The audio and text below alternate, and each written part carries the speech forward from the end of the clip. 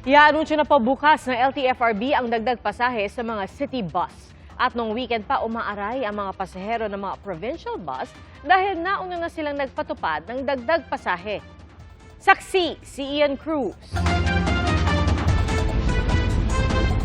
Napapaaray na ang mga babiyahe dahil sa taas pasahe sa mga provincial bus. Si Jessa Montilla na uwi sa Allen, Northern Samar kasama ang kanyang anak, hindi umabot na makabili ng ticket na 1,800 pesos pa lang sa PITX kahapon.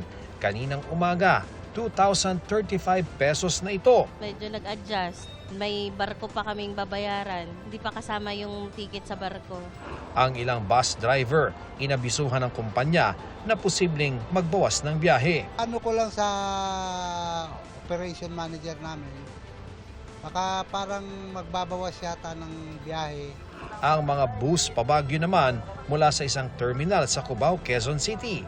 Mula sa dating 641 pesos sa pamasahe sa regular bus, 740 pesos na.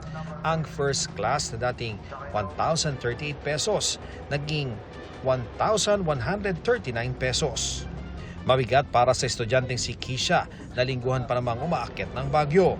Bukod sa everyday expenses, dumadagdag po yung increase dun sa bus.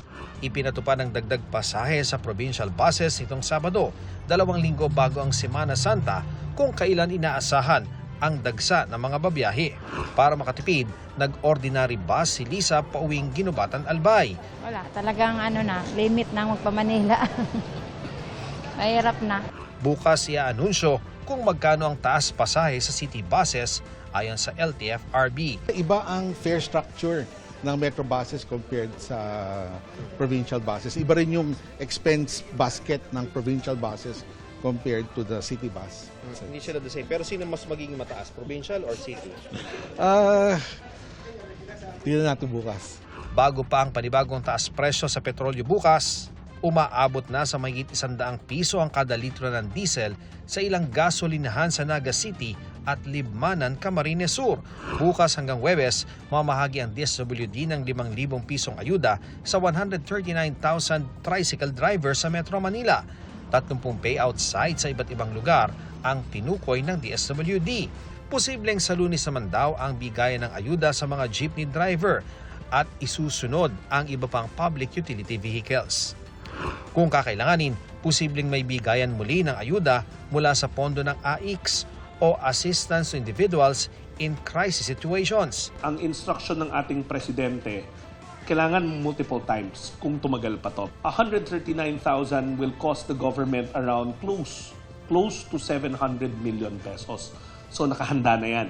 Inaayos na rin ng DOTR ang pagpapalabas ng 2.56 billion pesos na pondo para sa fuel subsidy ng operators at drivers ng public utility vehicles. Inaasahan ng DOTR na bagaman may ayuda at fuel subsidy para sa transport sector, may transport groups pa ring hihiling ng fare hike. Ang purpose kasi naman po ng fare hike is more of sustainability, no? To ensure na meron tayong transportation, we really have to strike a balance between approving and giving a fair hike and also the capability of our commuters to pay the supposed fair hike.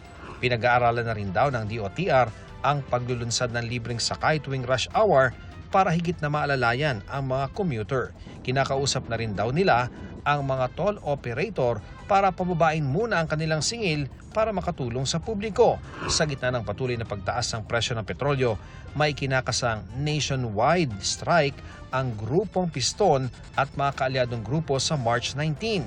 Muli rin nilang ipinanawagan ang pagbasura sa oil deregulation law. 5,000 sa naabot. Halos kulang pa ng 2 days na para ipang krudo namin sa aming mga sasakyan. Mariresolve ba yung kasalukuyang kalagayan ng sektor ng transportasyon? Para sa GMA Integrated News, ako si Ian Cruz, ang inyong saksi. Mga kapuso, maging una sa saksi. Mag-subscribe sa GMA Integrated News sa YouTube para sa iba't ibang balita.